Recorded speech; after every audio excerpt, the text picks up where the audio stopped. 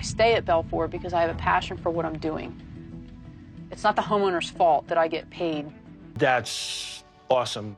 Jim, in addition, because of your dedication, we want to make you... Y'all ready to go into the water? All right, that trouble that I got in, it set me back financially with lawyers, and I'm 30 years old. I think it's time to go. Thank you for everything. God bless him for that. Thank you. Number 10, Belfour. The CEO of global disaster recovery firm Belfour, Sheldon Yellen, is featured on CBS's Undercover Boss, hanging drywall and crawling under homes incognito. What is he going to learn from his time in the trenches? But first, he has to disguise his stellar credentials and appear to the employees as one of them. He's taking on the identity of an out-of-work salesman looking to get employed. First, he has to ditch the Italian suits and country golf clubs for crowbars and tight spaces. This is going to be a tough assignment, but is this CEO tough enough to take it? Let's find out. Belfour is a property restoration business, one of the largest in the world. Its services are one of a kind, spread over 29 countries. Swooping in after any natural disaster to clean up and restore buildings and houses to their former glory, Belfour promises to give new life to old broken homes. Back to the business of snooping, this CEO will go in as Tom Kelly from Phoenix, Arizona, who has entered a show in which he's competing against another person for a job. After Virginia and Colorado, Sheldon is pretty sure hanging up drywalls and extracting dead animal carcasses are not his cup of tea. His next stopover is Chesapeake, Virginia, where he'll be working with Jen to check the causes of water loss in a local home. What he's walked into is a disaster zone of epic proportions. It seems a toilet bowl has decided to overflow with water running out into the living room and damaging everything in its path. Though the disaster is fresh, mildew hasn't had the chance to develop, but once 72 hours pass, the countdown will begin. It's this window that Jen and Sheldon have to utilize to make sure that everything is dried out properly and the home remains livable for its occupants. Jen continues to lead Sheldon through the steps of clearing out any insulation that has become damp, and for that, they have to squeeze themselves into the tight crawl space. Not a job for the faint of heart or for those with claustrophobic tendencies, which is exactly what Sheldon suffers from. And you really can't blame him for that. I mean, look at that crawl space, man. We can certainly forgive him for being, as Jen calls him, a big baby. It makes you wonder why Jen does it. Is she getting paid well enough for it? It's when Sheldon asks this question that he gets the surprise of his life. He was not liking being in there. It's a very tight space and it's gross, and for crawl spaces. I'll take it. Wow. I'm not real happy right now about what I just did. I obviously Actually kind of easy compared to the ones that I normally do. You must get paid okay to do this, or you wouldn't be doing this. I got hired in at a certain salary for that job. I got a promotion to be a water tech. It's now. If corporate says there's a raise freeze, there's a raise freeze. They have enough to worry about. And you said corporate.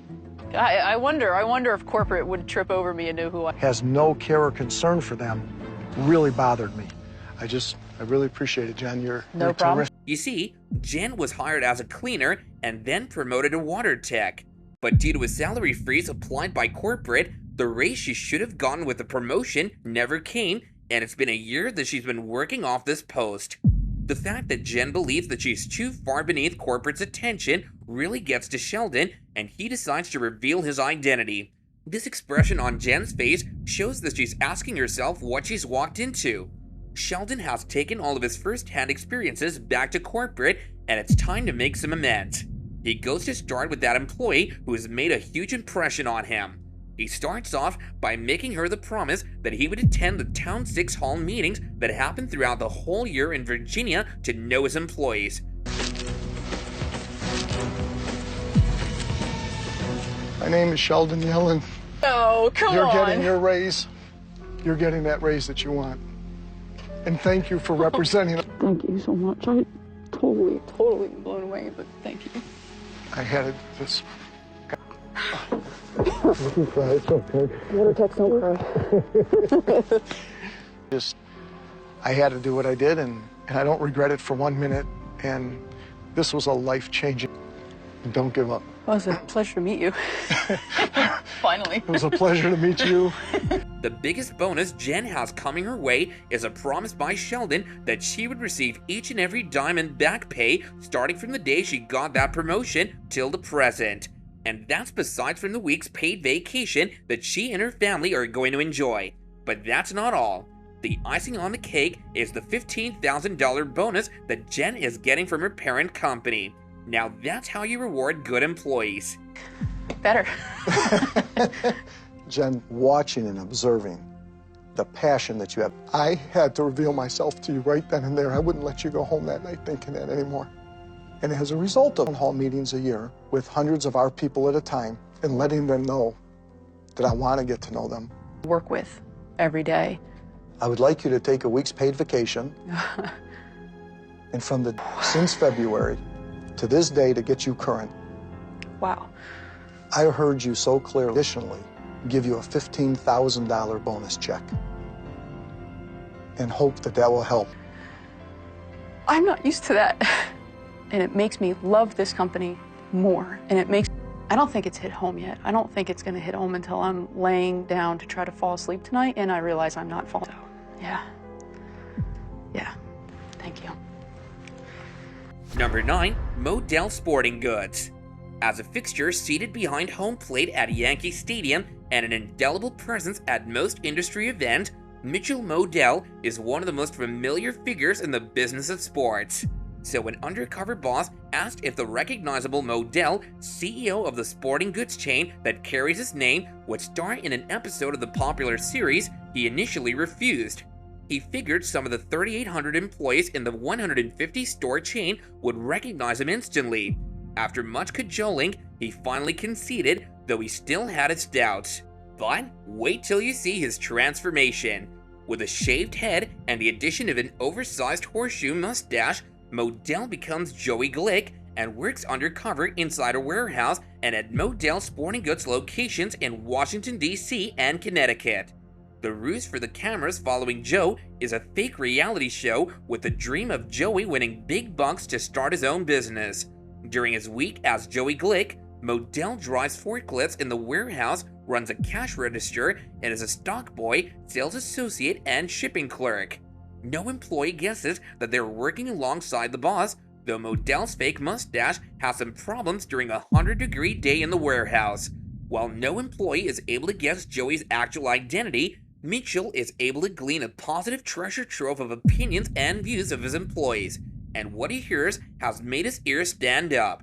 His journey takes him to Milford, Connecticut, where he meets James. The store has been struggling with sales and has been downsized once, so this is an important consignment, and Mitchell hopes to get to the root of the problem once and for all.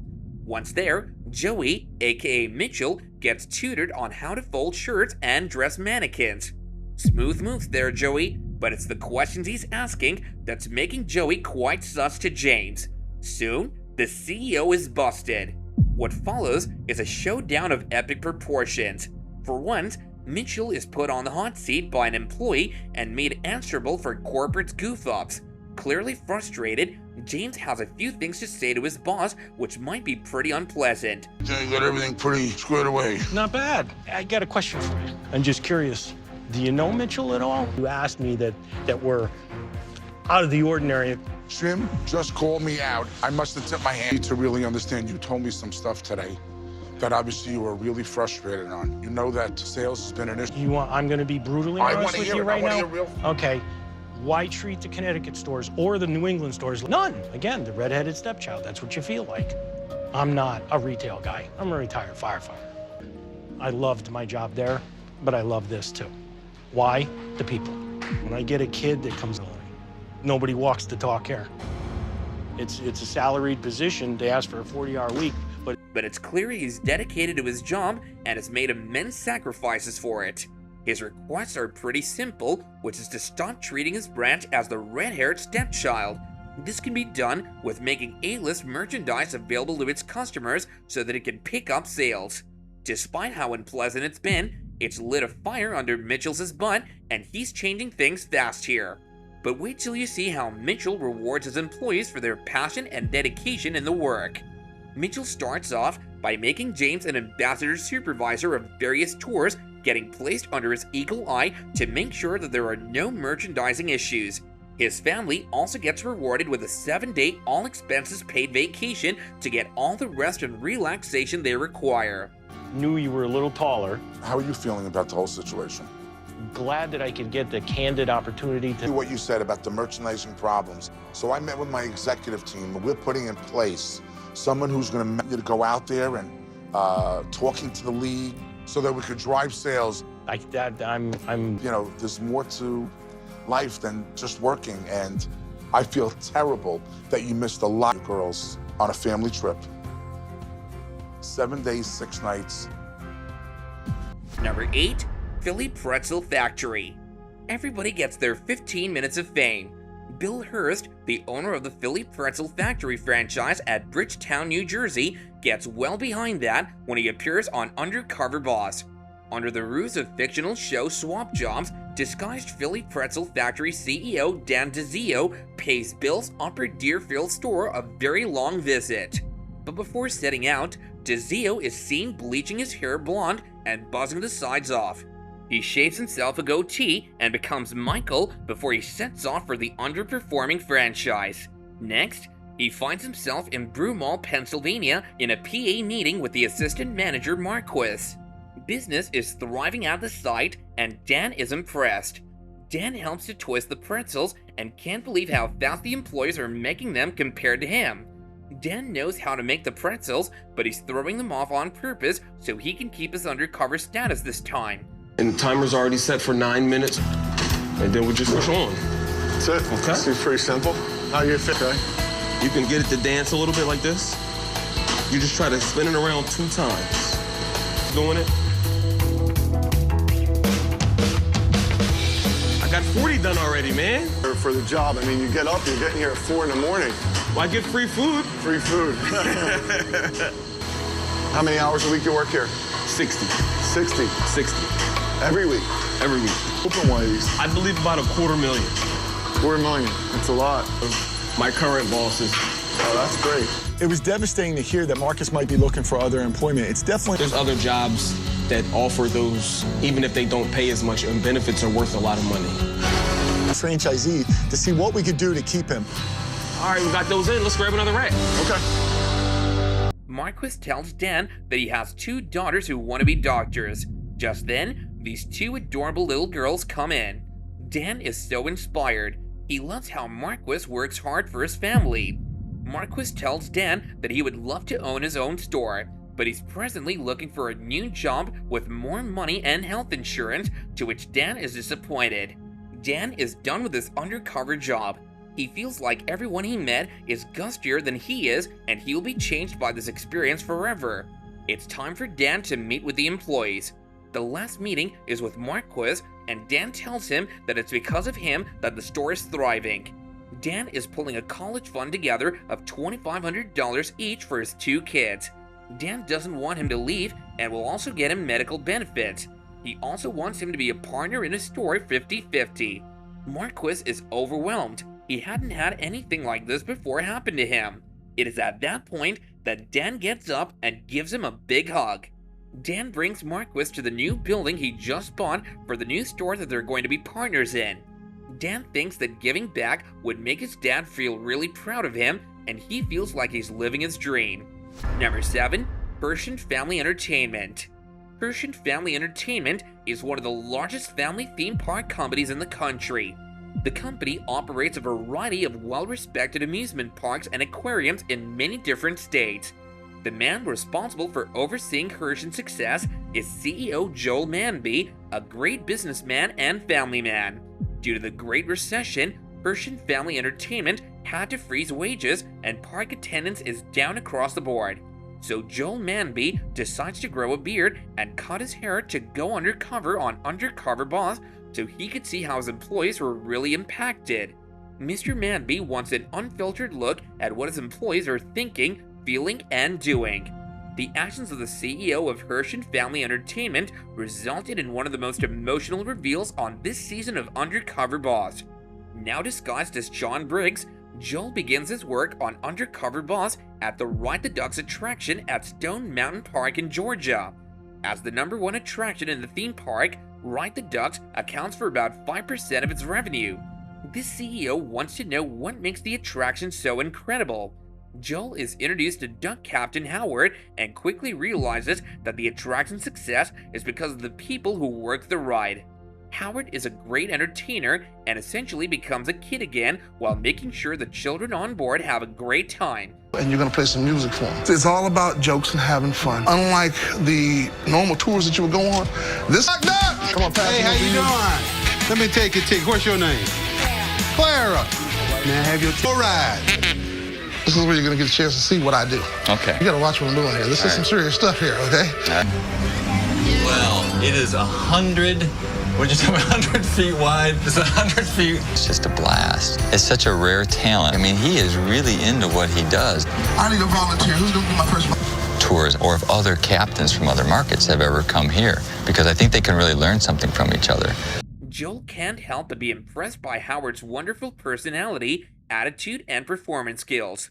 Great bosses always look after good employees, and Manby is one great boss. Mostly impressed with Howard's unbeatable spirit, Joel only has compliments to share with Howard. In fact, this CEO is so impressed by Howard's performance that he offers the Duck Captain the opportunity to travel to the other theme parks to train the other Duck Captains to be more like him. That's cool. That's pretty cool.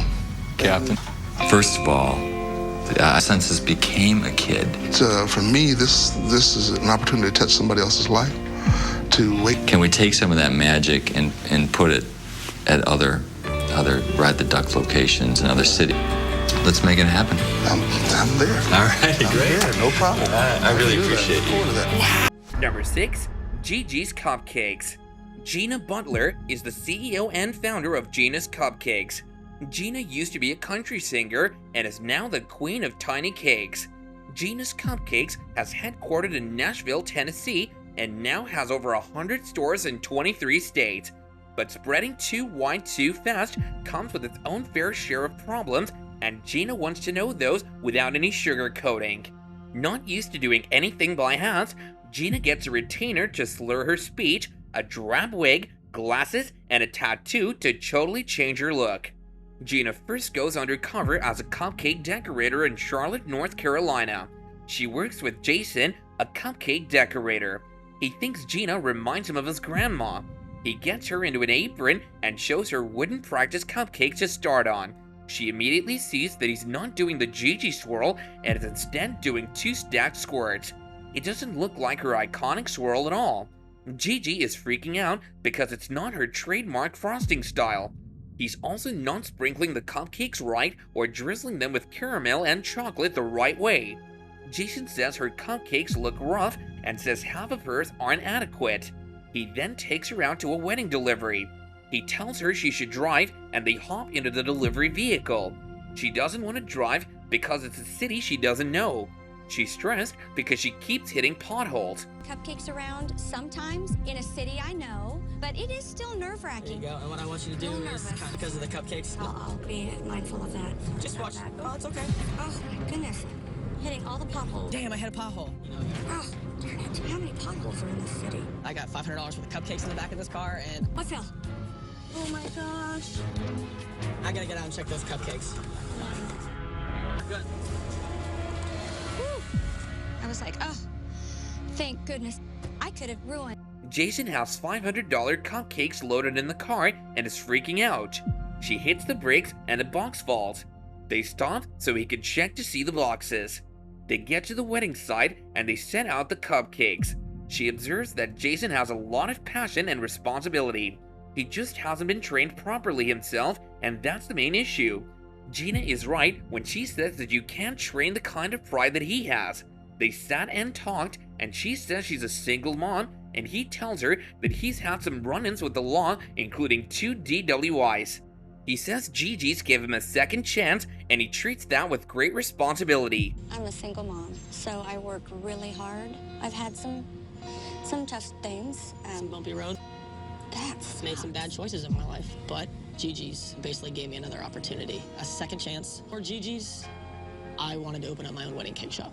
Oh, so you want to own your own bakery, or I'm not heart happy. Let's get out of here. Let's go finish up at the store. That sounds good. Awesome. Let's go. Okay. His legal troubles have caused financial issues. Gina thinks it's great that he wants to better himself and is owning up to his mistakes. He also reveals that before Gigi's, he wanted to own a wedding cake shop, but now wants to have a Gigi's franchise. By the time Gina leaves the branch, Jason has left a profound impression on his boss. She offers to pay for him to come to Nashville to come train with her. She rewards him with $30,000. Besides that, she offers that when he's ready, she's going to cover his franchise fee and pay for his equipment so he can have his own Gigi's. We have in our store, the swirl of the cupcakes, you plopped it, you didn't. That's my fault. Because if you were trained properly, I know that you could absolutely and learn all the right Gigi's way. I'll be working with you. You could come to the original Nashville store. Past. But I was so happy to hear that you were turning it around. You were making a new start for your life.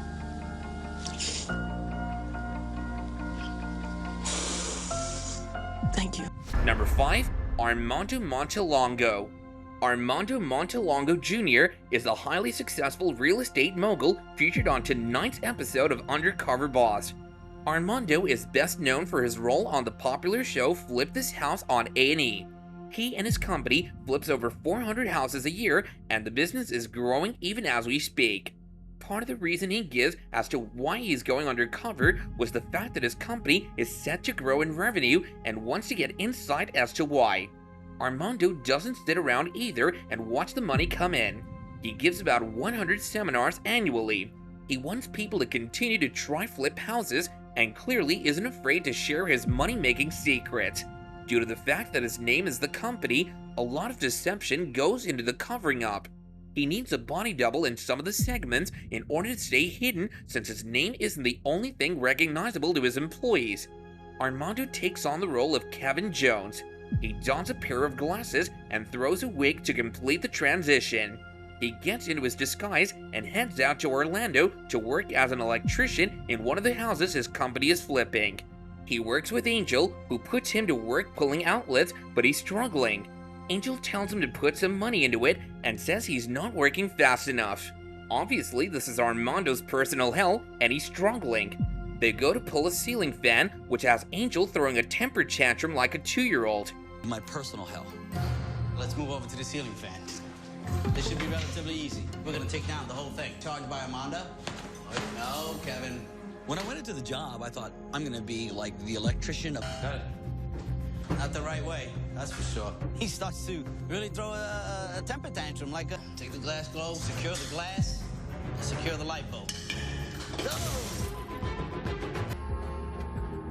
I mean, if that's how you're gonna act, you know, here's the door, go. Clean up the glass. I told him, you gotta... Angel not only breaks the box, which he has to replace, it's when he shatters a glass light that Angel is ready to show him the door. Angel is not impressed, but Armando sure is with his professionalism. They sit down and take a break, and Angel says he bought the business in early 1990 and had to spend 10 years paying off loans. He says he wants his kids to go to college and be better than him. He says his dad still works at 76 and is first on the job and last to leave, and that sets his example. I bought the business early 1990. I took some hard lumps. I had to claim personal bankruptcy for 10 my children.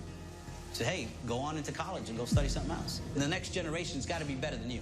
Otherwise, then what I call them, there's no amount of gold that can measure to what that man gave me. Because guess what? Started building my credit. Was I still the first man on the job and the last man to leave? And that's the example by which I lead my life. Deeply moved by Angel's exceptional work ethics and his devotion to family, Armando wants to reward Angel very well. He starts off by saying that Angel worked him like no one has in a long time. He says he wants to help Angel grow his business, for which he gives him a $500,000 contract so he can immediately expand his business. Armando ends up sending him and his dad to the Kentucky Derby with all expenses paid, since his dad loves horse racing.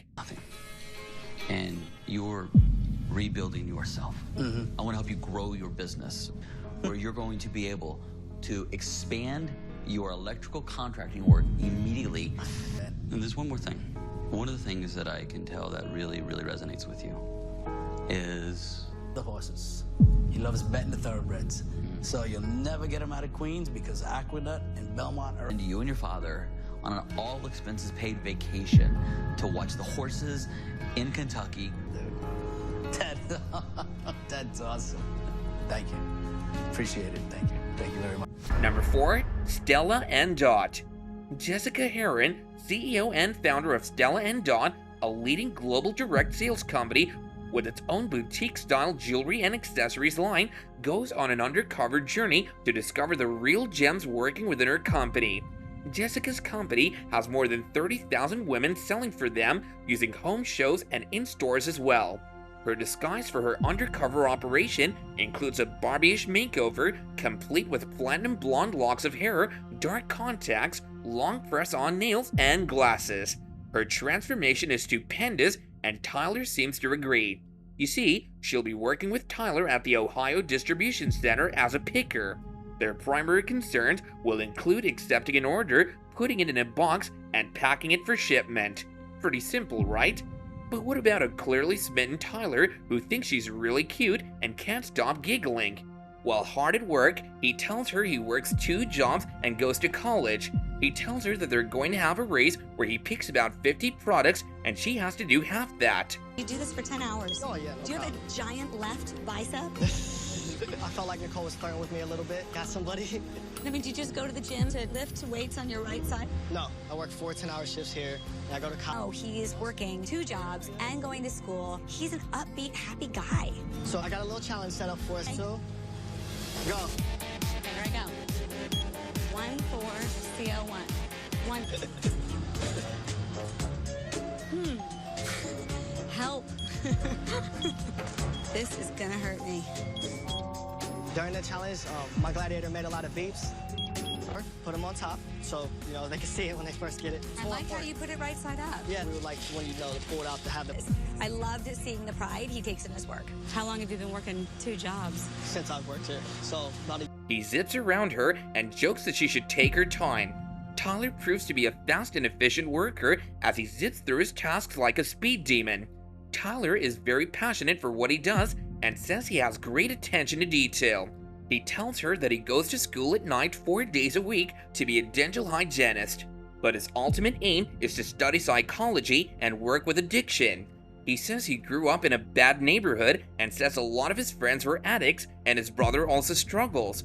He says he has learned a lot working there and it's helped him move out of his dangerous neighborhood. For your money, but I really have a passion for psychology and mental illness and addiction. I grew up in the West, went to jail, and a lot of my friends are addicted to some kind of heavy drug right now. I have an older brother. He's going through addiction.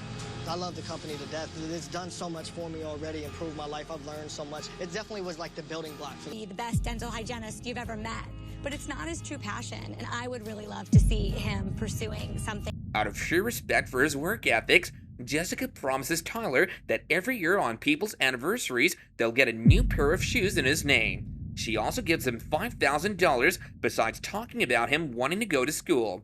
She says she's going to give him $20,000 to help with his psychology degree. This is one boss that this employee will never forget. Number 3, DHL. Seriously, who hasn't heard of DHL at this point? A global delivery company with no mat, its operations are far and wide. At the helm of affairs is the Chief Executive Officer of DHL UK, Phil Coochman. In the 3 years since he became boss, he's seen the company's turnover reach a massive £800 million. However, rapid expansion brings its own set of problems, so Phil is heading back to the front line to work alongside his staff. Terrified of losing even a single customer to fierce competition, Phil aims to find out if workers are delivering top-notch service, and there he meets Marcelo. Completely bowled over by Marcelo's upbeat personality, he finds him to be a really happy and positive character who puts out a really nice image as he goes around to those customers. He's a really great advertisement. Despite working in one of the most traffic-filled areas in London, his expedient service and upbeat attitude enables him to hit all of his aggressive delivery targets. Needless to say, undercover boss Phil Kuchman is extremely impressed. During a drive to the next destination, Kuchman discovers a bit of disappointing news about Marcelo. He's not fully employed by DHL, meaning he has no job security and none of the benefits that a full-time employee of the company would have. And we'll swap positions for a bit. Let's give it a go. Yeah, you alright with that? I'm with you. Let's do it then. Put you off. Yeah, that way. Got it. Don't crash me, man. I'll try not. Towards Chester, I think, correct? No, the other way, this way. Yeah, towards Nantwich. No. Because my mate's lost. You can't find the start. Theory is, down the road in Telford, the starting wage is about £3,000 more a year every day. The best you can for the company. Absolutely. You'd hope that you're paid the same as your colleagues. Absolutely. Marcelo shares that without a permanent position, he's been entertaining the idea of leaving and joining a rival company in hopes of securing better pay and benefits. It unfolds that managing this goal is crucial to Marcelo since he not only supports himself, but also sends money back home. This is especially sensitive for Marcelo as he shares that his family became poverty-stricken and left Brazil in order to make money. In fact, he sends half of his money home to help out his parents who rely on him to survive. Kuchman, whose 18,000 employee-strong UK company is an arm of the €50 billion plus turnover global giant Deutsche Post, learned a number of things from the experience. He came across pay discrepancies across the organization's locations, saw firsthand the strenuousness of heavy lifting in depots, employees kept on casual contracts, and drivers in rural locations struggling without satellite navigation devices. He intends to make amends as he's decided to start with his blue-collar hero Marcelo. After seeing his positive attitude and great work ethic, Kuchman brings Marcelo into the corporate office to do the big reveal. Without wasting any time, Kuchman reveals an entire list of wishes that are about to come true, and he starts off with a contract on the table for full-time employment for Marcelo. The stunning offer comes with regular salary pension, fully paid holidays. As a further gesture of Kuchman's gratitude, he offers to fly Marcelo home to his parents for a holiday. Unable to believe his eyes or his ears, Marcelo tells the production crew he needs to go back and personally fact-check Phil Kuchman's credibility as the CEO. Once satisfied that he isn't being played, Marcelo can battle his emotions to his heart's content. Clearly overcome with a mixture of gratitude and relief, he's unable to keep a check on his tears. So long as these tears are ones of happiness, Kuchman can sleep at ease tonight. Number 2, 1-800-Flowers. Undercover Boss features one of the biggest florists and gift shops in the world, but the episode seems to be more about sibling rivalry. The founder and CEO of 1-800-Flowers, Jim McCann, has asked his brother Chris to go undercover. Chris is the president and COO of 1-800-Flowers and agrees to go undercover at his brother's request because they both agree that Jim would be too recognizable. Jim's face was well known from company advertisements, but Chris would be able to go under the radar as he worked the frontline jobs within 1-800-Flowers. Although being president of 1-800-Flowers is a prestigious title, Chris McCann hopes that one day he will be the COO in charge. He also hopes that by agreeing to go undercover, Jim will start to see Chris more as a business partner than just his little brother. So Chris prepares his disguise and assumes the name Patrick O'Reilly for his week on Undercover Boss. His cover story is that he's an out-of-work house painter who is now a new recruit for 1-800-Flowers. Few things go better with flowers than a box of chocolates, so Chris travels to Fannie Mae Factory in Ohio to learn how the chocolate sold by 1-800-Flowers is produced and distributed. As the COO, Chris has been asking factory managers how they can pick up the pace and increase productivity. But once he's on the line himself, he realizes how hard it is to meet the existing goals. How's it going? You need something? I'm gonna need a little hand catching up here. You're doing fine. Just put that box. I'll catch you up a little bit. Great managerial skill. No, you okay? Yeah, I'm okay. It's a little fast, huh? Yeah. How do they know what we can handle? My opinion is I think they look at like the paperwork at the end of the day and they see how much we ran. I'm surprised you don't get involved in setting the goals. Yeah. I don't know. Yeah.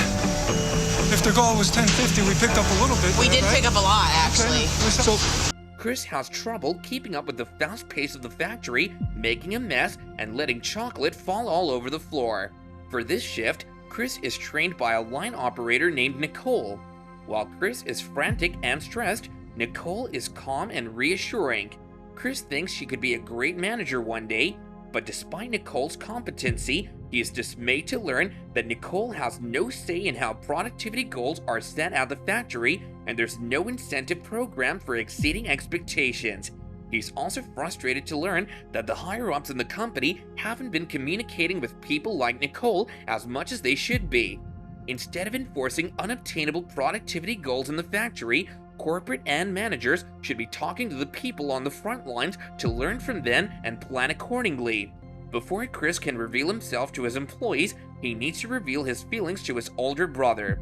After he calls the CEO for intruding on his final job, Chris shares what he learned and how he thinks it should affect the future of 1-800-Flowers.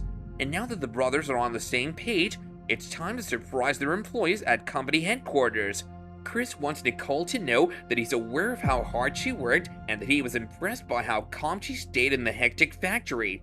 Because of his experience with Nicole, Chris is going to make sure she would have a say in setting reasonable productivity goals in the factory going forward. He also starts a company-wide incentive program to reward workers like her who exceed goals in all of the factories.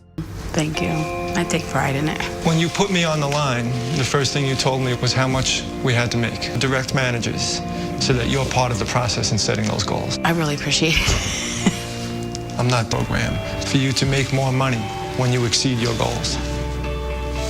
Well, thank you. I appreciate it. But they'll have an incentive system in place. Makes me feel good. Great. I'm very happy right now. Number 1, 7-Eleven.